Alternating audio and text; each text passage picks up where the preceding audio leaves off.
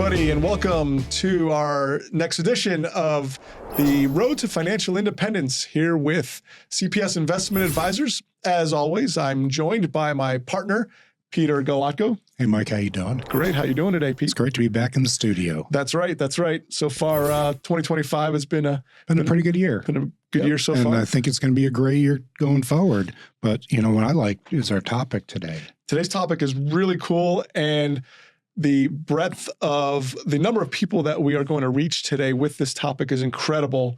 How many people are affected by this topic? It's a great topic. It's a great topic, and it's affected. They've got a benefit they've got to decide sometime in their future how they're going to move forward with their income for the rest of their lives. That's right. And so today we will be talking about the Florida retirement system, the state of Florida's pension plan, and we are very welcome to have our in-house expert from CPS Investment Advisors, Mr. Rick Bernard. Rick, how you doing today? Thank you, Mike. Doing very well. Thanks for having me. Good. Real quick background on Rick. Rick has been with CPS for 8 years now, which has been incredible. I've been enjoying working with Rick and his expertise. And before Rick joined CPS, he actually spent 33 years at the Polk County Sheriff's Office, rising to the rank of captain, which is pretty incredible. What a change from the sheriff's office to working in financial advising, huh? It was a big change, and I get asked about it all the time about what made you decide to do it. And honestly, I was just upset by seeing people make bad financial mistakes at the end of their career that put their retirement in jeopardy. Awesome. We went from putting people in jail to put people on the road to financial independence. Wow, that's great. We've got some great questions for you today, and certainly want to lean in on your expertise. I know, the system I'm sure is set up to be simple and easy to navigate, but my goodness, through our experience, it's anything but. Would you agree with that? Yeah, it can be certainly be very complicated, such as any government-run program. Over time, bureaucracy injects more and more rules into it and increases the complexities, which is why you need someone with experience to help you navigate those complexities. And the way to become an expert in this is actually go through the pain and suffering, get all the scars first, and then help people get through without a lot of pain and suffering. Yeah, right. I've never done that. Yeah, that's right. I haven't worked at the sheriff's office. You've been through the system, filled out the forms, gone through all the different areas that we'll be talking about today. Right. And I really appreciate it because I don't know anything about it. And I tried to learn about it, read up on it, and it just confused me more and more. So I'm glad we've got a resource like you to talk about people's pension plans. Thanks, Pete. All right. Well, Pete, let's fire away. All right. Inquiring minds want to know. So we're going to talk about the Florida retirement system. A lot of people call FRS, Florida Retirement System. It's a pension plan. And I like to tell a lot of people, when I was growing up, my grandparents lived across the street from us, and they always had a late model car, lived in a nice home, and had money to take the grandkids out for ice cream. Stuff that my parents really couldn't afford. And I remember asking my mother, are grandma and grandpa rich? And she said, no, why? I said, because they have all this money. She goes, no, they have a pension. And I remember saying to myself, boy, I got to get me one of those. But here we are in 2025. And if you're not working for a governmental agency, you don't have a pension. So you'd think that it's easy for all these people. Hey, I got a pension. I can just retire and live on. But there's a lot of decisions that need to be made to make sure you do it correctly. So who actually does the FRS serve? The FRS serves all of the state employees and most county employees and also some municipal employees. And that includes police and fire, anybody who works within the municipalities. Correct. It could be some municipalities have their own systems, but certainly county and state employees, and that would include everything from the worker who's working on the side of the road mowing the grass, all the way up to the governor. Okay, who doesn't it include? There really, out of all the state employees, it pretty much includes all of them and most county employees. Counties can opt out; they don't have to participate. Most school teachers are included in the Florida retirement system, although some charter schools may opt out and not participate in the Florida retirement system. And then some municipalities have their own plans. So if you're a charter school, you can actually opt into the FRS. Is that correct? Most of the school can. That doesn't mean that each employee has that choice, but the school can make the choice to be an FRS employer or not. Okay. But this doesn't include federal employees. Correct. That does not include federal employees. So it's a state, it's mostly state and county. Yes. In the state of Florida is the focus today. Yeah. Okay. That's correct. They have about 1.2 million participants. Oh, wow. So it's one of the largest retirement systems in the country. Is it bankrupt? No, actually, it's unlike many of the states, it's one of the healthier ones. I think we have a balanced budget law in this state, and I think it's full. I don't think we have any problems with it. It's in good shape. And they adjust the contribution rates from Right. the employers on a yearly basis in order to make sure that the system remains funded. Yeah, I remember during some of the economic crisis, they've they are able to make those changes, whether it's employee contribution or employer, to make sure that it's fully funded, because these things are super expensive, which is why a lot of private employers don't have them anymore. But they also need to be properly managed, even for the government pensions. Otherwise, like we've seen in other states, those things can be underfunded to the point where retirees may be in jeopardy of even getting their benefits. Correct. But we don't have that in Florida right now. It's well funded. So Right. We're in good shape. I feel confident knowing that my retirement's going to be, I'm going to receive my pension throughout my retirement. good, So. good. Nice. That's the FRS system, but there's a little tag along with it, isn't there? Where if you work longer, you can get another little pot of money. I heard about that. What is that called? Okay, yeah, you're probably referring to the deferred retirement option, also known commonly as DROP. That is available to employees who choose the pension plan. So FRS actually encompasses two major components, and that is the pension plan or the investment plan. When employees join FRS, they can pick which one they want to participate in. The investment plan is much like a 401k or other type qualified plan with defined contributions. However, the pension plan is based upon a calculation of years of service and an average final compensation to determine a monthly benefit upon retirement.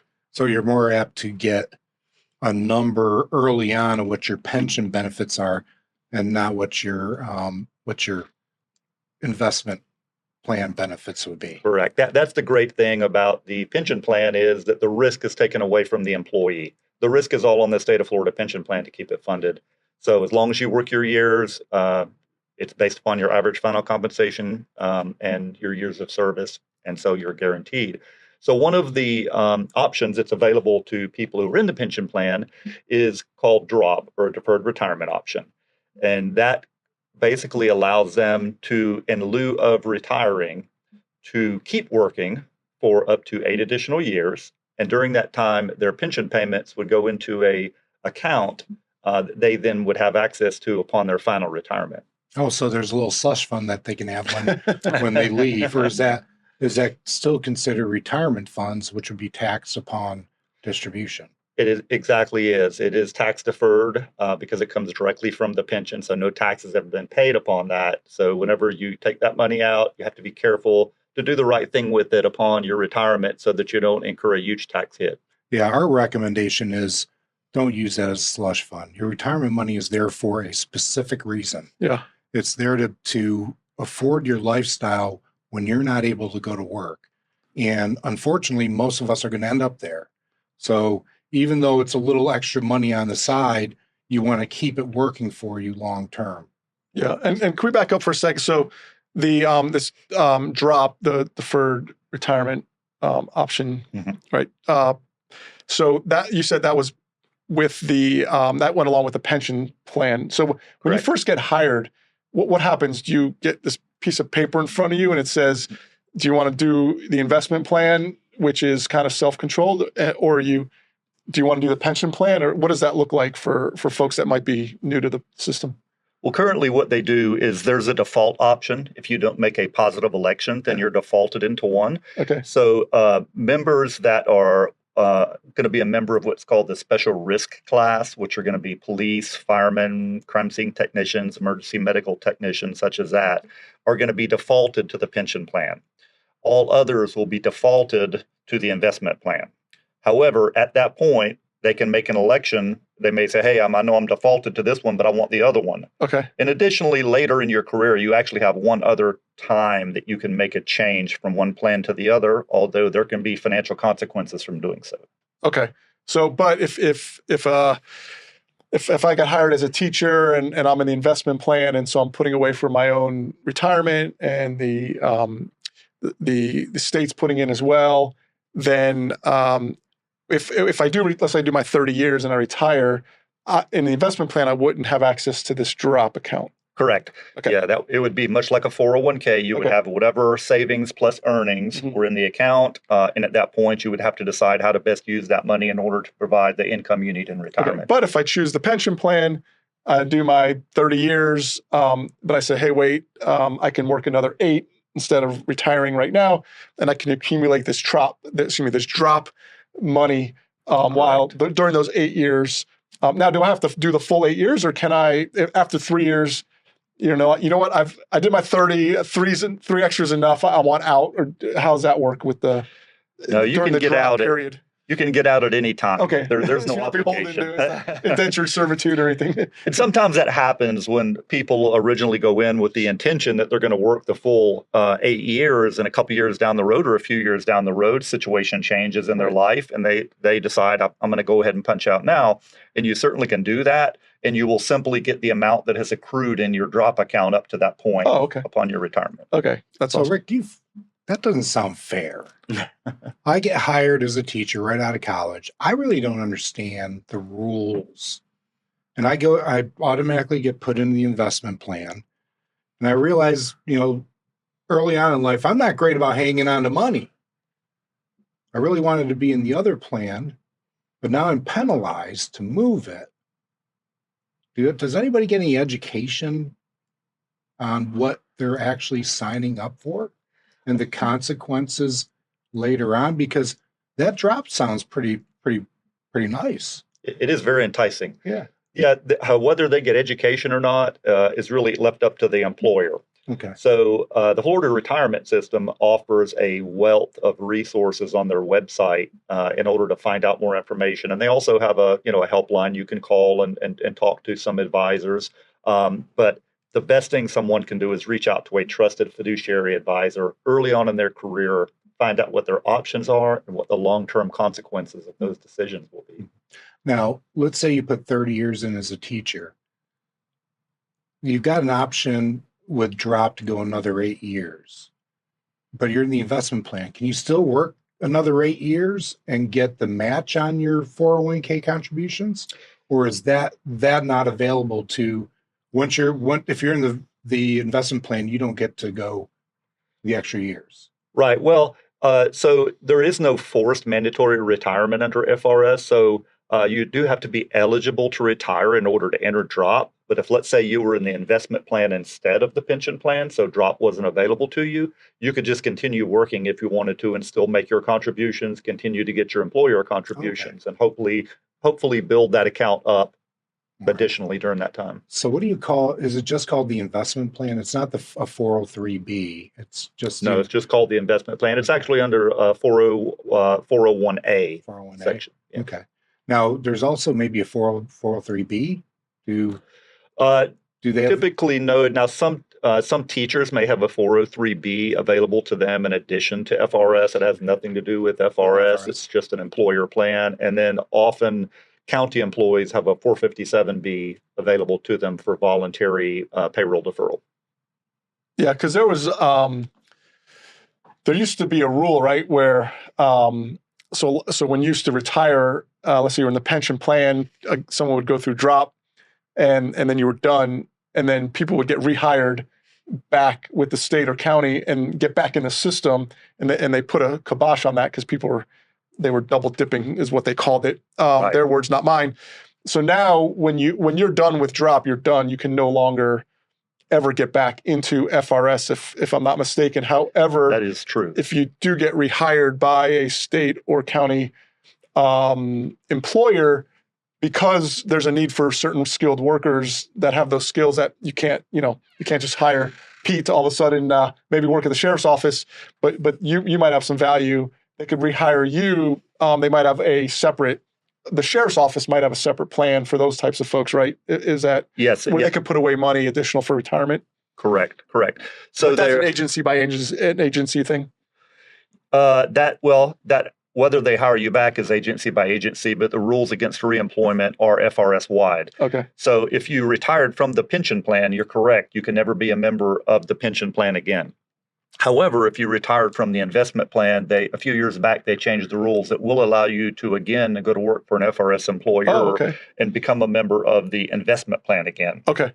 So there's continued, the whole theme here being that there's continued opportunities to save money, build wealth while you, in a tax deferred environment while you're working. Okay. Exactly. Awesome. After drop is over with, let's say I went my 8 years, I got all my benefits. I've earlier said it was a slush fund, but it's not a slush fund. What do you do with this Yeah. money? Where does it go? Yeah. So someone might have 400 grand in that account. Is that Sure. Is that unrealistic or Not at all. Yeah. Not at all. Some have much more. Oh, Will wow, have okay. much more, especially after 8 years. Yeah. So right now, the account pays 4% earnings in interest. So compounding over 8 year period, regular pension payments going in there, especially for someone who's a special risk, who's getting a pretty decent pension, it can be a very significant amount of money. Yeah. So at that time, whenever your time is up and it's time to retire, if you're smart, you're going to use that money to provide a stream of income that's going to help support you throughout life, because your pension may not be enough, although it is certainly higher for special risk class employees. People who are civilian employees, it may not be a huge percentage of their last pay. It may be a half or less of what their final pay was. Oh, wow. So what's going to make up the difference? Well, certainly Social Security may be there, and there may be some benefit, but you're also going to need a stream of income that you can adjust according to inflation and maintain your lifestyle in retirement. And that drop money gives you that opportunity. If you haven't saved yourself in your 457 or 403, that is a way for you to save yourself at the end. So when you're done, the drop, it's tax deferred. So can you you just roll that over into a regular like investment account, or can you roll it into an IRA and keep it in a tax deferred environment? How does what's the tax, without getting too deep into the weeds, what's kind of a general rule to say, yeah, this would be a good first move, at least to get it somewhere to not get whacked with taxes? Sure. So certainly it is tax deferred money. Okay. And so you're going to want to roll it into another tax deferred account. Okay. The state of Florida is often lobbying for people to roll it into the investment plan, which they will allow you to do, which is a tax deferred account. Okay. You can also roll it into a IRA or 457, 403, other tax deferred account in order to defer the taxation. Right. If you do that, there is no immediate tax consequences for that rollover. Yeah. However, one of the other options, and sadly some people take this, is that they'll take a lump sum or all of the drop money out directly to themselves. Oh boy. So FRS will take out 20% taxes. They'll send you the remainder of what you asked for. And sadly, when you do your taxes next year, you're probably going to get an unpleasant surprise that 20% didn't hack it, and you're going to owe additional money. So you've worked 30 years, you saved up money, you have this pension coming, you did drop, you've got 500,000 sitting in there, you did your own planning, you get this form and you're like, oh yeah, send me my money. And now that 500,000 probably just turned into like 300 grand. Exactly. All that money you worked all your career for, a big chunk of it goes to Uncle Sam. Just by not really doing proper tax planning Correct. In the moment. And if you took it out a little by little, your tax rate would be substantially lower. Yeah. The tax that you pay when you first take it out will grow for you. Right. So in the end, you should have a lot more money if you don't move that into a taxable environment. Correct. Yeah. And so this is you and I have worked together on some with some folks, and early on when we started working together, one of the common questions we would see from folks that would come in is, they see that $500,000, and what is the first thing they want to do, Rick? Pay off their mortgage. They want to pay off their mortgage, Or go buy a boat. Or buy a well, boat. even worse, break out RV. another 1,000, something that's So you have $200,000 left on that 5% mortgage, and you've got 500,000 sitting in there. Just take me. Tell me, as a general rule, is that a good idea or not? Generally, that is almost always a horrible idea, Yeah. and I see it happen all the time because you're really hit with a double whammy. The one is the taxation on that lump sum that you took out, which of course is going to push Be at you least probably 20%. into a really high tax bracket. And then secondly, you lose the growth that you would have got on that money if you had invested it, because most of the mortgages that people have, the majority of mortgages people have out there right now are less than 3.5%. Yeah. Is the fact. Even though you can't get one for that now, Right. the old mortgage rates, and they're paying off 3.5% loan, Right. with money that they're going to have to pay probably 20-something percent tax on, and it could have earned, maybe 5, 6, 7 or more percent, depending on your investment style. Yeah, and the mortgage is also it's a fixed rate, right? And so as you pay it off over the years, the actual interest you're paying is going down, and so Right. it's actually it's one thing that it's You've deflationary. already paid the interest. Yeah, Now it's yeah. mostly principal. Right. Everything else in this world is going up in price except for the cost of your mortgage. So That has to be one of the most commonly asked questions. Yeah. And I always ask a question back.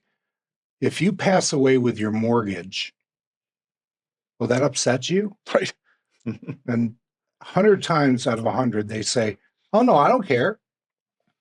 Then why do you want to pay it off? Why do you want to use your wealth that's growing for you to pay something off that's going the other way? Yep. As long as you have the cash flow, as Right. long as it doesn't affect your long-term lifestyle, keep the mortgage and pay it off. Yep.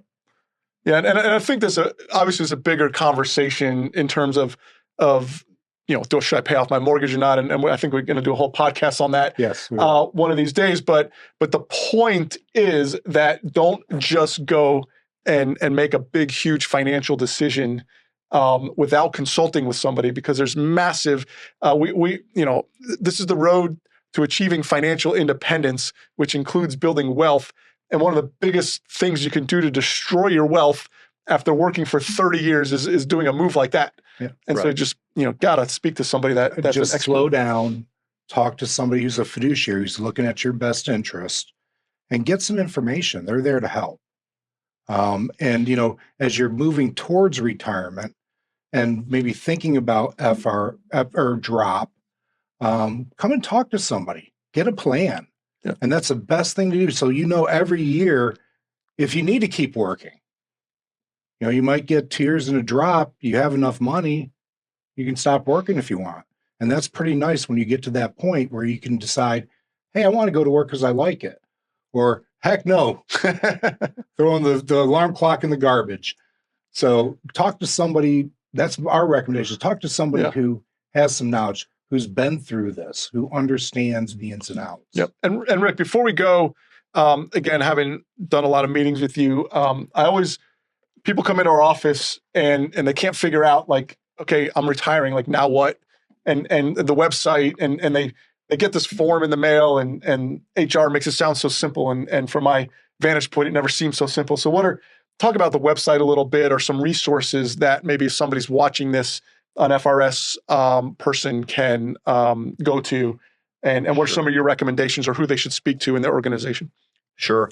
If as far as questions you may have about your specific exit process at your organization, you should talk to your benefits person at your organization. Okay. They'll be able to answer those specific questions. myfrs.com has a lot of resources that may answer some of those questions. So that's myfrs.com. Correct. Okay. However, if you have questions, you need to talk to somebody who's been through the process and is familiar with the process, like I am, because there are a lot of other things other than just the decisions about drop that have to be made, about insurance, Oh, right. whether you should carry life insurance, what about your health insurance? There are a lot of decisions that have to be made, and some of them are irreversible. Some of them are a decision that can't be undone if you do it wrong. So urge people to contact someone who's very familiar with the system, who they trust. I would certainly be happy to talk to anyone that has questions like that and handhold them basically and guide them through the process, because it can be scary because people know that this is it. Right. If I make a mistake, I may not be able to undo it. So let's not make one. Yeah, that's a great point about the health insurance piece too, where some of those decisions are crucial and irreversible. So There's a lot of decisions. I know, my goodness. I didn't even know. Scares me. Holy cow. It's not just about the retirement, it's the pension. That's right. Well, Rick, man, this flew by. I feel like I got 30 more questions, and so we may have to have you on again Sure. at a later time. But thanks again for joining us. I hope the folks out there got a lot more knowledge on this topic, and your insight was appreciated. So thank you so much. You're very welcome. I'm glad to be here. Thanks for having me. Awesome. And so for those folks out there, if you do have a question for Rick or anybody else at CPS Investment Advisors, you can email us at info@cpsinvest.com or find us at www.cpsinvest.com. Of course, you can always call our office. That's 863-688-1725. And as always, please find us on YouTube and other areas where you might be getting your podcasts out there in the internet. I am Michael Riskin, one of the president of CPS Investment Advisors. Thanks again, Pete, for joining me. All right, thanks, Mike. And we'll see you next time. Have a great day.